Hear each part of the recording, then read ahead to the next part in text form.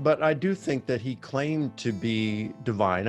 I believe he claimed to be the uniquely divine Son of God. And I think he did so. It was implicit in the things that he said, but it was explicit in the things that he did. In John's gospel, you find at one point the Jewish leaders say to Jesus, "If you are the Messiah, tell us plainly." And Jesus said, "I have told you. The works that I do, these testify about me."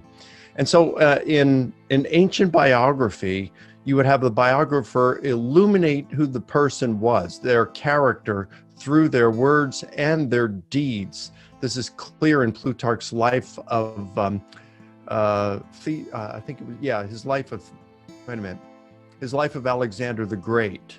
In chapter 1 of it. That's the purpose of biography. He's not going to go through all the great deeds of the person.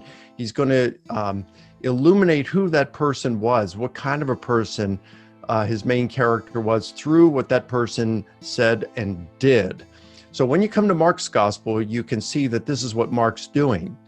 It begins by saying, as Isaiah the prophet said, "The voice of one crying in the wilderness, prepare the way of the Lord, make straight his paths." Well, you would think that it's going to proceed to talk about Jesus preparing the way for God, but instead it talks about John the Baptist preparing the way for Jesus, who is God. So that starts off that way because he's applying a verse that applies to God to Jesus. Chapter 2, Jesus heals a paralytic and forgives his sins. And the Jewish leaders there say, well, that's blasphemy. Only God can forgive sins. Chapter 3, Jesus is asleep in a boat and there's a storm and his disciples wake him up and he calms the wind and the waves, which is something that the Old Testament says that God does. Chapter 4, you've got Jesus who is accused of, in his exorcisms, of casting out, that he's the devil, Satan, casting out Satan. And Jesus gives a word picture, an illustration. He says, look, if you want to rob the house of a strong man, you have to first bind the strong man and subdue him, and then you can rob his house of all his goods. And what Jesus is saying by that is, it's not Satan casting out Satan. By exorcising, casting out demons, Jesus is showing that he has bound the strong man, who is Satan, and now is plundering his kingdom of souls.